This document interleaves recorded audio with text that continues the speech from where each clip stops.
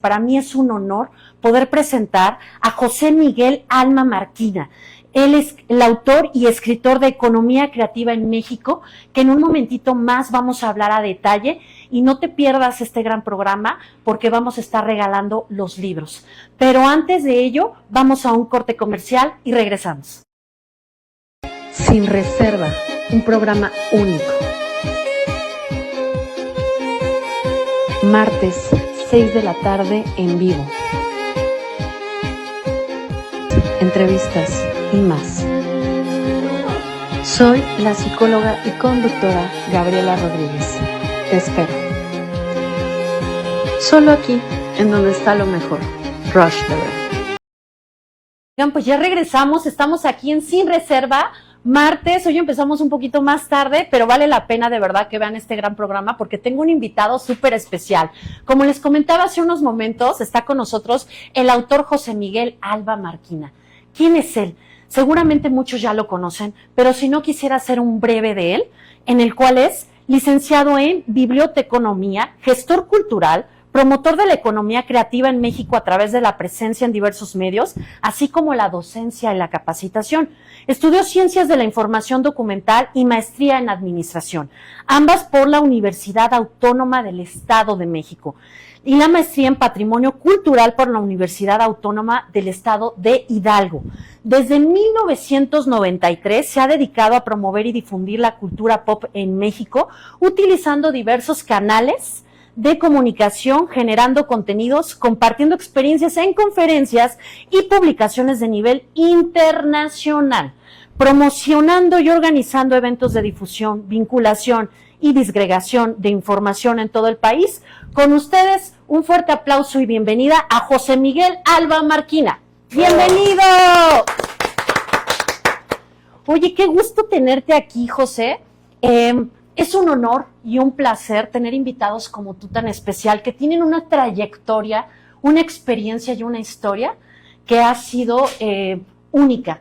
Por el cual, antes de poder empezar a hablar más a detalle de tu libro, que estoy muy emocionada porque a mí ya me lo autografiaste y yo ya lo tengo, me gustaría que platicaras un poquito más a detalle quién eres tú, José Miguel, y tu trayectoria de lo que te has dedicado a hacer en estos últimos años.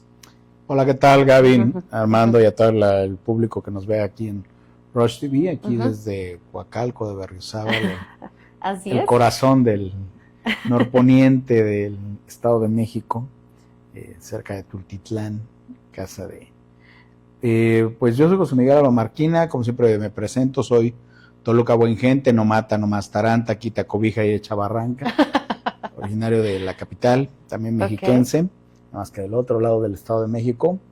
Y bueno, como ya lo leíste en mi semblanza, pues yo soy de formación primero de todo lo que tiene que ver con los libros, del mundo de las bibliotecas, los centros de documentación, fototecas, restauración, conservación de documentos y disgregación y diseminación de la información.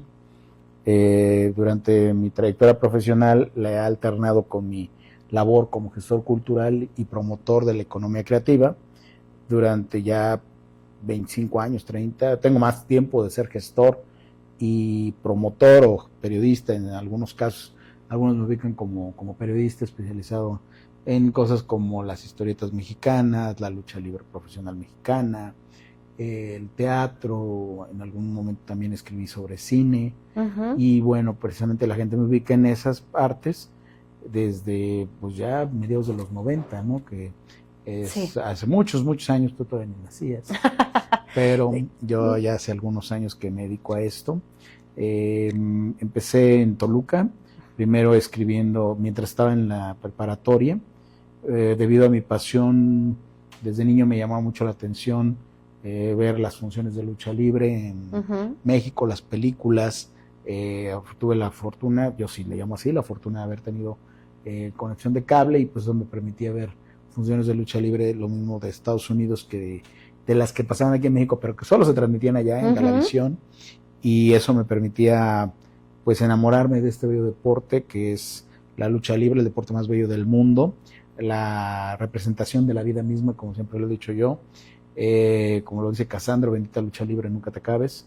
Y bueno, esta cuestión también los superhéroes, ¿no? Desde que era pequeño en tu casa. Gracias. En la ciudad de Toluca, pues soy el quinto de 5 hermanos.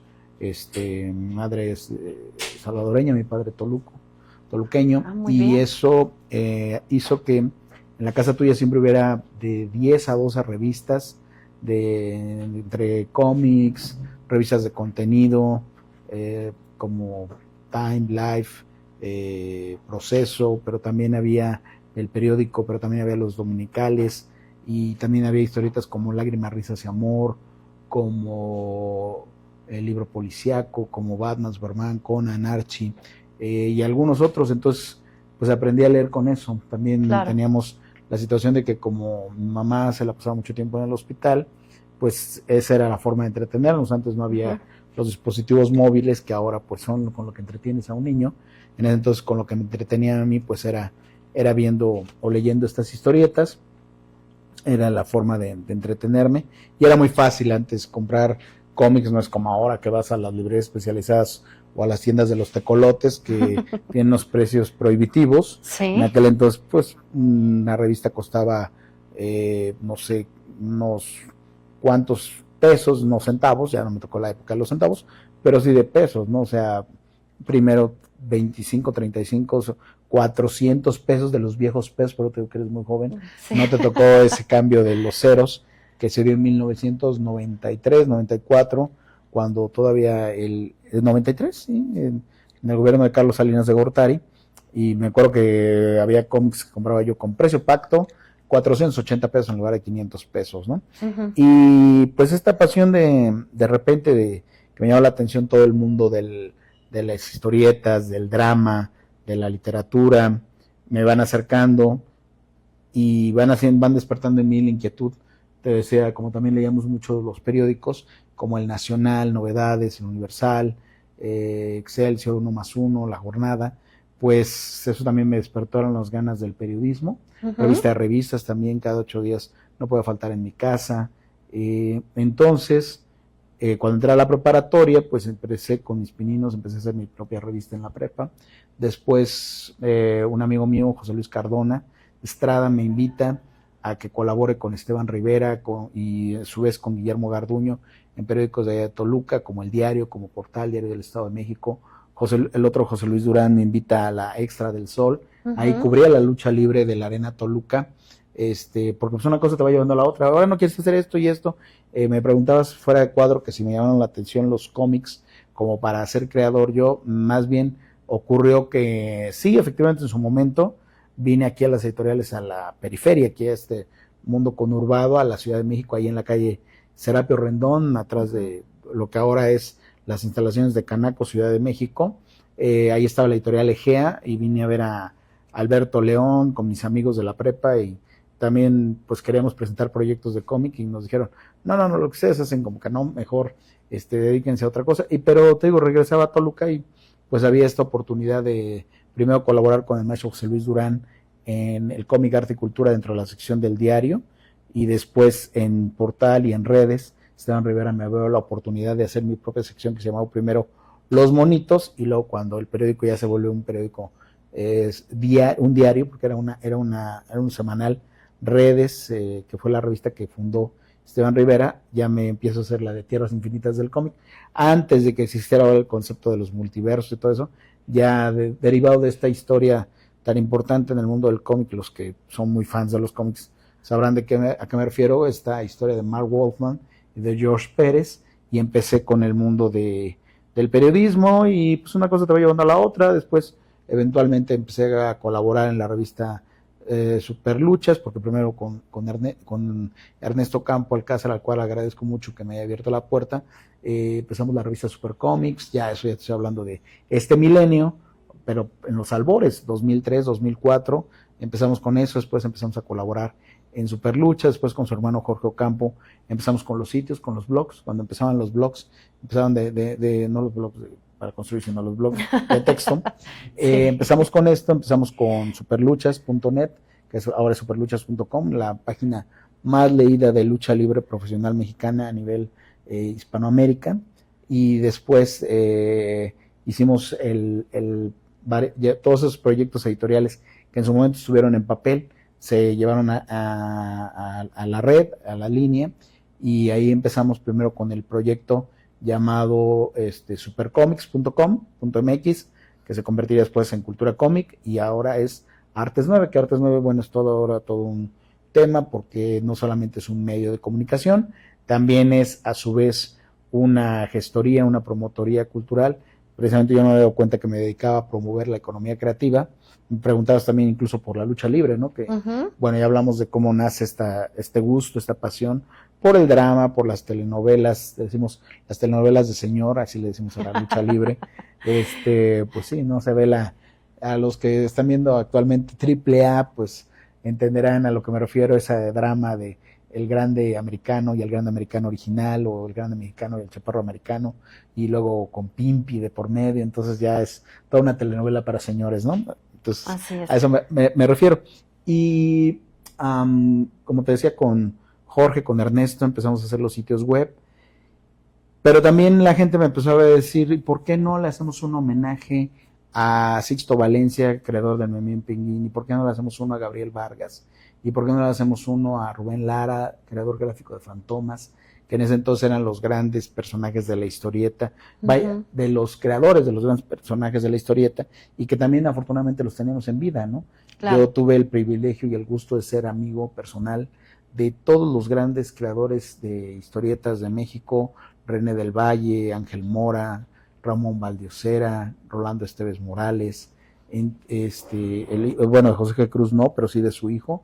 Tuve el gusto de que con todos ellos pude compartir el pan y la sal en su momento, y tanto en sus casas como en eventos. Y pues después empezamos a hacer estos homenajes. Se daba también el fenómeno que desde 1993 más o menos empezó aquí en México el mundo de las convenciones. Esto a raíz del gran boom que hubo en 1992 con la historieta de la muerte de Superman. Tampoco habías nacido tú, pero nuestro productor sí. También él estaba en pañales, pero ya él sí, ya le tocó eso. Y allá en el 19 de noviembre de 1992 muere Superman, y luego, pues a raíz de ese gran boom y de otras cosas, como hablábamos de Jim Lee hace rato, cuando tuvimos el privilegio de traerlo a la Car Capital Fest con Ramoncito y con Josué en su momento, pues también el buen Juan Abad también por ahí anduvo. Traigo a los 90 creador de cómics americanos, que con Todd McFarlane y otros crearon Image Comics, y como que hubo un boom en los 90 en el que todo el mundo quería comprar cómic americano, y pues eso detonó en que hubiera las primeras convenciones como la Conque, que en su momento iniciaría Luis Gantús y Martín Arceo, y eso permitió también que pudiéramos conocer más de cerca a estos creadores. Y además pues se da el inter de que yo ya colaboraba con José Luis Durán en el cómic Arte y Cultura. José Luis Durán, que a la vez también es un gran artista del cómic mexicano, el primer mexicano en dibujar el Hombre Araña para la prensa con licencia de Marvel, como en su momento también fue Saltiel la Triste con Tarzan, como también en su momento fue Ramiro Sitle con Nick Fury. Entonces, de repente, pues ya estábamos metidos en este mundo, y te digo, la gente me dijo, bueno, ahora hagámosle un homenaje a Gabriel Vargas. Recuerdo que fue por ahí en 2001, en noviembre, en la Casa de las Diligencias, Centro Cultural Universitario Casa de las Diligencias, que se llevó a cabo el primer congreso del cómic, arte y cultura, en el que estaba Gabriel Vargas, Carlos Monsiváis, Ramón Valdiosera, Humberto Ramos, Ángel Mora, Tinieblas también estuvo ahí presente, el propio Luis Gantús, y también empezamos a hacer algunos experimentos de llevar conferencias en aquel entonces a la Feria del Libro Internacional de Guadalajara. Los primeros intentos, me acuerdo que llevamos a Alejandro Jodorowsky, a Sergio Aragonés, al propio Ángel Mora, a Luis me apoyó también ahí a contactar Has estado con personajes grandes, un poco, esa es en la parte de la historieta. Y yo creo, José, nos llevaría todo el programa, no más programas, con el mundo todo lo que es tu trayectoria y experiencia y con quién has estado. Inclusive estábamos viendo lo que es en tu libro, que vienen imágenes igual con muchas personas famosas que tuviste la oportunidad de convivir con ellos, pero a mí me gustaría en esta ocasión, José Miguel, que ahorita pudiéramos dar énfasis, porque hay muchas personas que han dejado esta parte como de la lectura. O como bien dirías tú, estamos con este detalle de la tecnología y nos hemos olvidado algo muy importante de leer.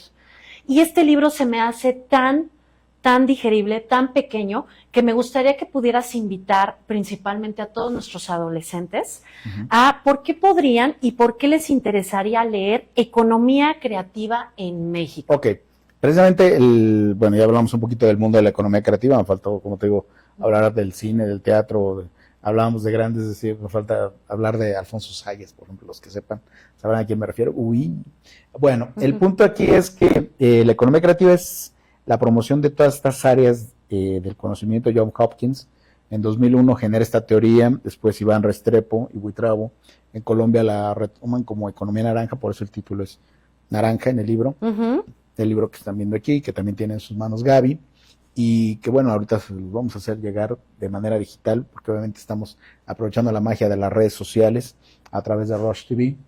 Entonces, la economía creativa está dividida en 3 principales áreas. La primera de ellas es todo lo que tiene que ver con el fomento y desarrollo de las actividades culturales, la generación de contenido, desde los cursos de capacitación, el teatro, el cine, la propia lucha libre, que es, por eso mencionábamos, es una, ¿cómo se llama? Como tal, es una forma y una manifestación cultural, pero también una manifestación de la economía creativa. Después vendría a la parte que tiene que ver con la promoción y salvaguarda del patrimonio cultural, material e inmaterial, así como la promoción del turismo, y después la generación de contenidos con nuevas tecnologías, las aplicaciones, los videojuegos, las propias redes sociales. Entonces vendría toda esta parte, son los 3 pendientes o el trípode de la economía creativa a nivel mundial.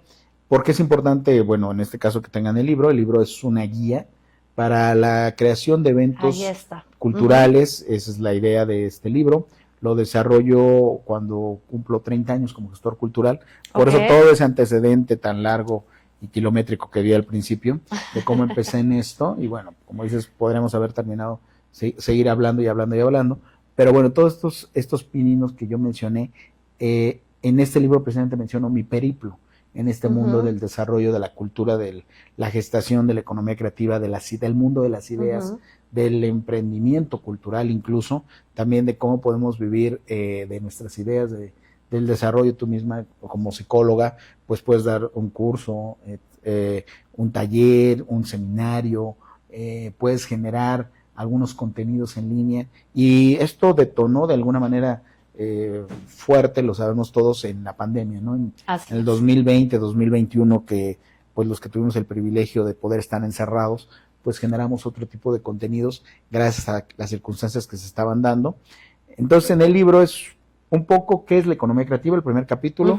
El segundo capítulo es un poco qué se está haciendo en México, cuál es dicen los académicos, el estado del arte que tiene la economía creativa en México, qué se ha hecho, qué hace el Estado, y también qué como particulares debemos hacer, porque también no debemos estar esperanzados siempre a que el Estado sea el que se encargue de promover esta economía creativa.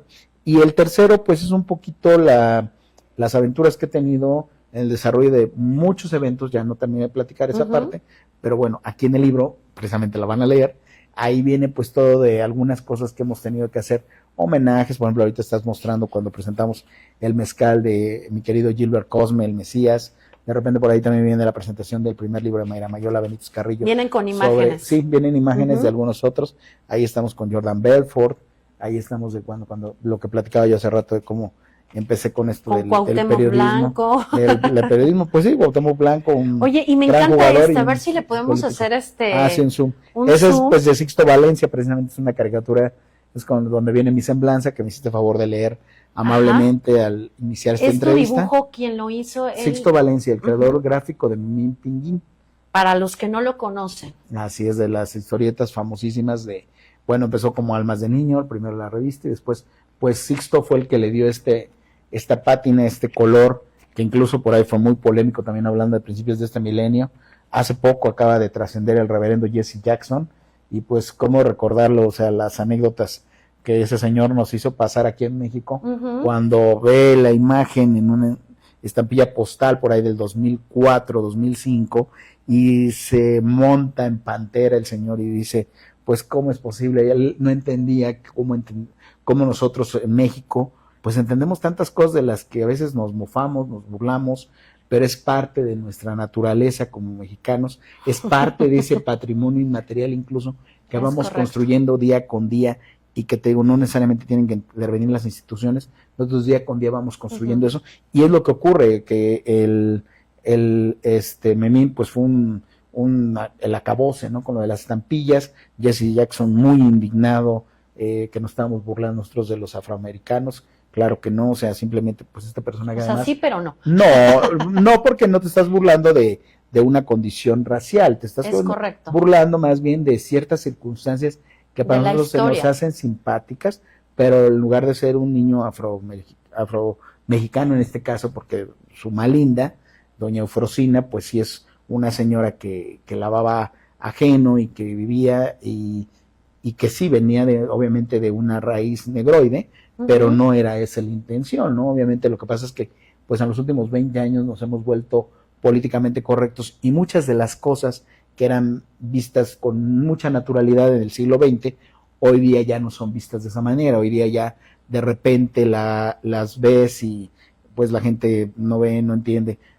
Ahorita hay una serie en la plataforma Azul, no Facebook, en la otra, muy famosa, que habla de el mundo de la oficina, ¿no? Sí la podemos mencionar, ¿no? Sí, podemos mencionar La Oficina, para recomendar. Producida por Garel Arraqui, protagonizada por Bonilla, por el hijo de Héctor Bonilla, y que bueno, pues mucha gente me dice, es que no la va a ver fulana tal, porque pues al final es un formato exitoso que ya funcionó con Jerry Gervais, después con Farrell, y ha estado como en 15 países diferentes, Brasil, Alemania, Francia, España misma, y bueno, ahora traen el formato aquí a México, y ha sido un exitazo, y obviamente sí se burla de ciertos clichés y ciertas cuestiones que se dan en un contexto laboral, pero que es lo mismo pasa en Aguascalientes que en Ciudad de México, sin caer, pero lo interesante de la serie es que sin caer en el lugar común, ¿no? Claro. Sino que obviamente este es un producto cultural,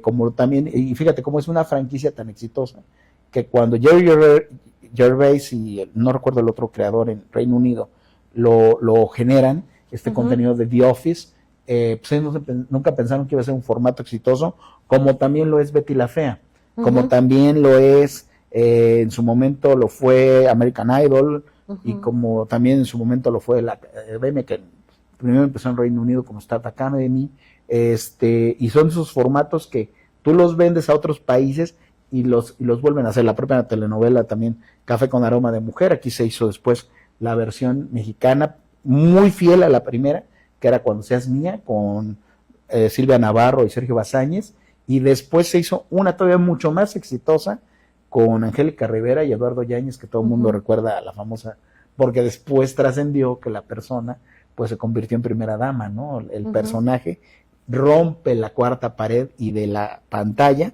brinca a la vida pública. Angélica Rivera, o sea, con dejo de que le llama tanto la atención. Y bueno, aquí en México siempre hemos vivido, esa es otra cosa interesante, que siempre me preguntan de la economía creativa, ¿por qué aquí no hay tanto ese concepto? Pues porque México, a pesar de que hemos vivido de ese formato de la economía creativa, de grandes obras de teatro, en su momento películas, mencioné yo hace rato incluso la gran época prolífica de las películas de sexicomedia, que a lo mejor no eran los contenidos más políticamente correctos, hablando de eso, pero eran contenidos que en ese momento la industria permitía que un gran número de mexicanos se alimentara de eso. O sea, no solamente en el contenido, sino me refiero que la gente vivía de eso. ¿Por qué? Pues porque en ese entonces generabas entradas en taquilla, en la dulcería, la productora, o sea, no solamente ganaba el actor, ganaban desde tramoyistas, maquillistas, etcétera, etcétera.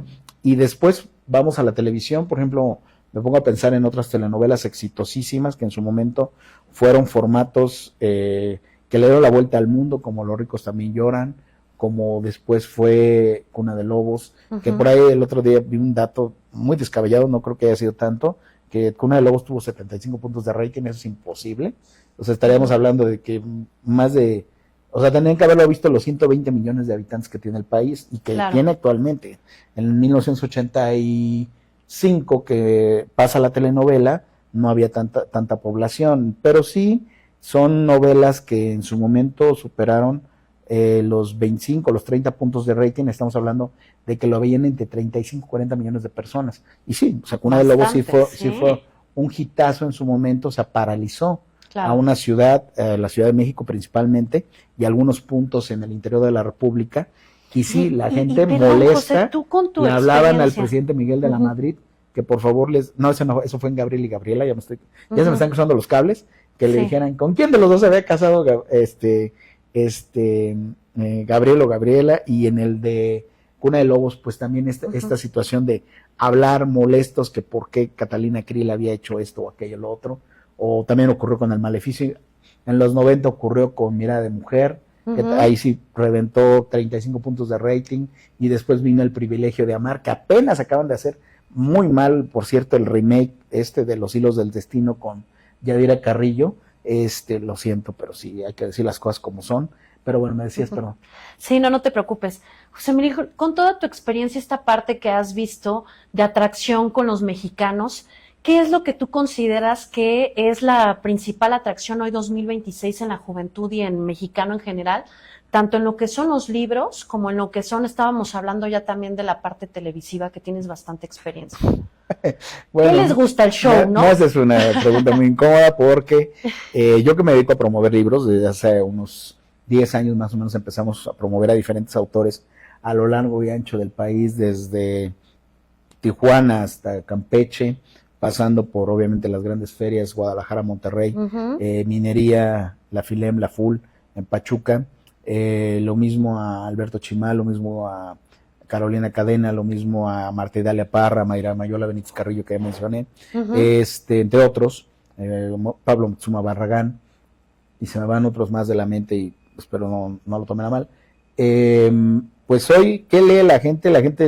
Los jóvenes sobre todo están muy acostumbrados a microcontenidos. Por eso también el éxito de las micronovelas, en su momento los K-drama, no, microcontenidos. O sea, telenovelitas que si tú las juntas todas, te van a dar una película de 2 horas y media, 3 horas, que pasan en formato vertical.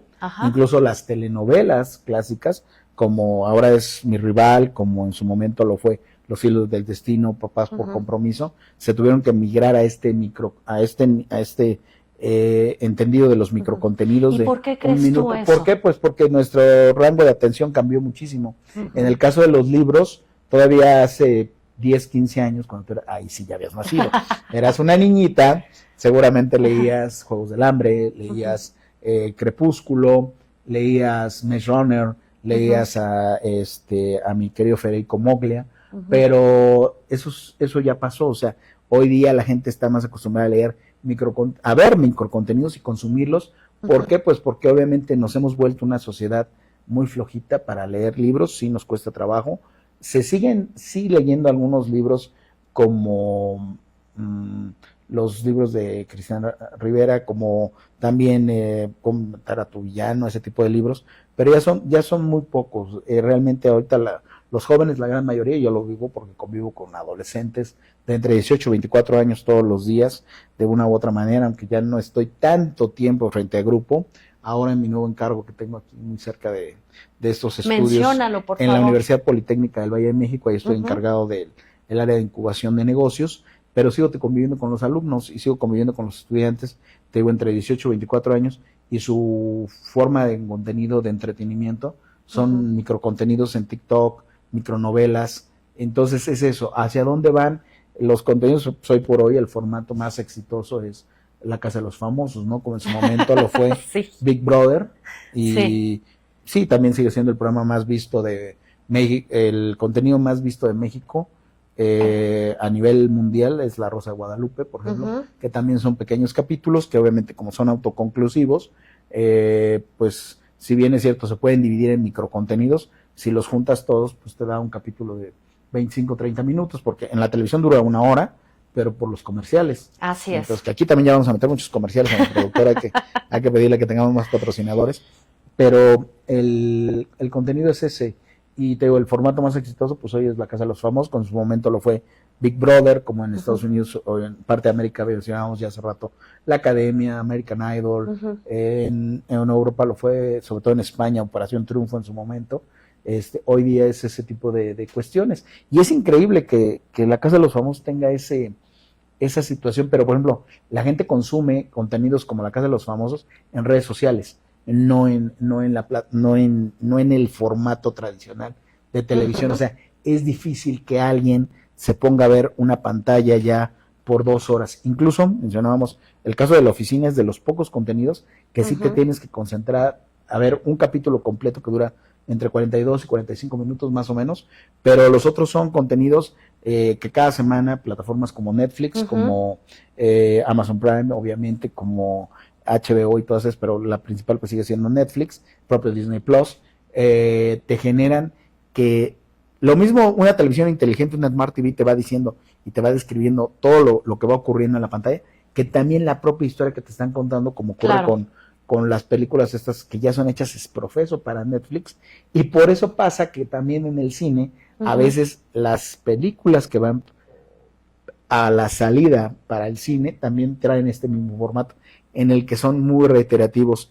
El hombre tomó el vaso con agua y entonces lo llevó a su boca. No es que te estén leyendo un libro, porque dirías, eso también lo hacen los libros.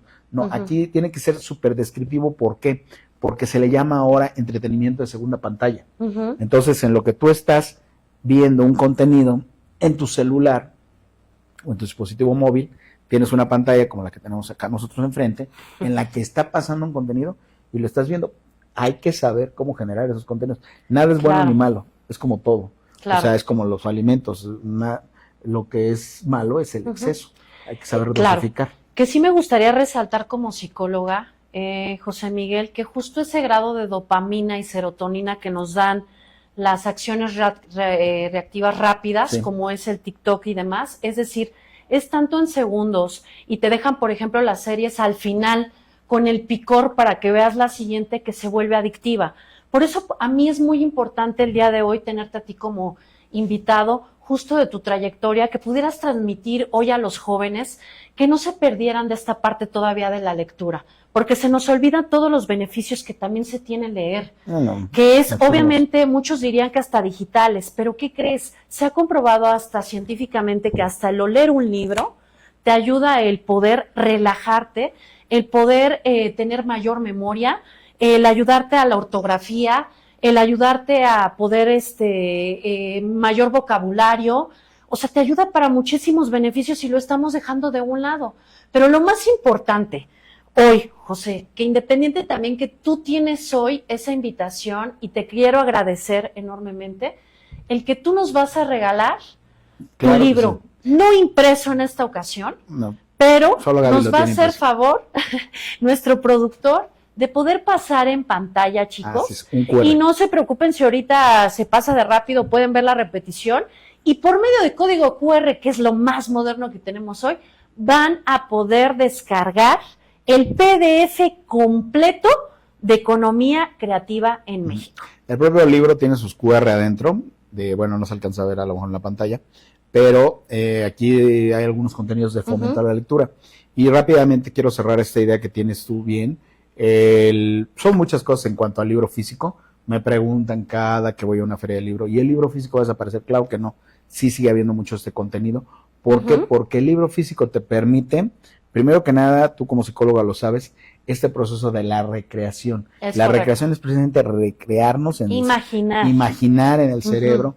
La pantalla no te va a dar eso, al contrario, como dices, es una serie de estímulos, no sé, igual eres un bebecito tú, y cuando salió este fenómeno del Pokémon, ¿no? Que incluso estas luces parpadeantes provocan hasta una serie de ataques como epilépticos.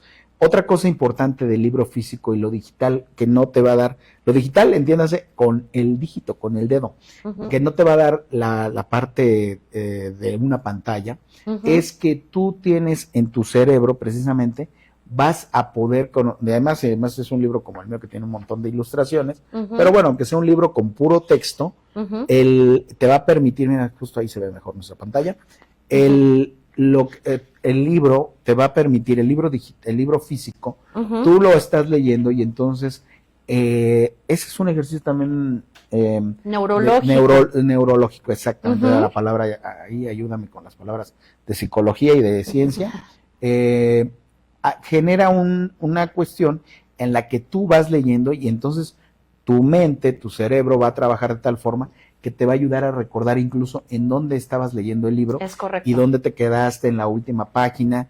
¿Por qué? Pues porque recuerdas que físicamente el libro había esto y tenía 3, 4 párrafos. En este caso, pues es mucho más fácil porque las imágenes te ayudan y, donde está la fotografía X. Lo asocias ahí más rápido, lo memorizas. Lo memorizas. Entonces también es un proceso cognitivo asociativo con imágenes, con estímulos. Como bien mencionas, tocar el objeto físicamente te va a ayudar muchísimo, te va a permitir tener ese contacto, te va a permitir, y sí, hay jóvenes, si me permito, justo antes de venir para acá contigo, estaba con una alumna, Nadia Guillén, a la cual le mando saludos. Ella precisamente me decía, necesito los libros físicos para una tarea, ya están cerrando cuatrimestre, y me dijo, necesito los libros físicos, y se los presté. ¿Por qué? Porque todavía sí hay muchos, precisamente por eso, porque cuando realmente quieres comprometerte con la lectura, con el fomento, con desarrollar estas habilidades, les digo, aquí en el mismo libro van a encontrar varios tips, varias cápsulas que yo he hecho hablando del fomento a la lectura y de cómo se generan estas habilidades de neurociencia, de neurodivergencia en torno a la lectura. Y haciendo énfasis a lo que dijiste rapidísimo, José, antes de poder ir a un corte comercial, justo es, invitamos a todos los que nos están viendo, a tanto los papás como las mismas personas, que no dejen el hábito empezar. A veces no tenemos esa educación cultural en México en el cual pues leamos, y ahorita estamos un poco más adictivos en otras redes sociales. Entonces los quiero invitar realmente a la lectura, a inculcar a nuestros hijos, a que desde pequeños empiecen con ese estímulo, ese interés. Para lectores que yo conozco, justo me decían eso, jamás se va a comparar un libro a cuando sale la película. Tu imaginación y creatividad siempre va a ir más allá, además, o tengan algún interés, ya sea más allá de otros libros que también tenemos, y de la formación y escuela también de Monse. Muchísimas gracias por haber estado el día de hoy con nosotros en Sin Reserva en Roche TV. Los esperamos para el próximo martes 6 de la tarde. Esperemos ahora sí puntuales. Pero próximo martes 6 de la tarde aquí en Roche TV en Sin Reserva. Les agradecemos su atención. Un abrazo y besos. Hasta luego. Estén bien.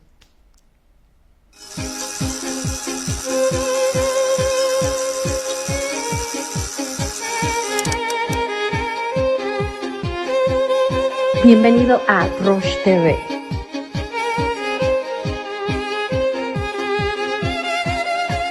Sin Reserva, un programa único. Martes, 6 de la tarde en vivo.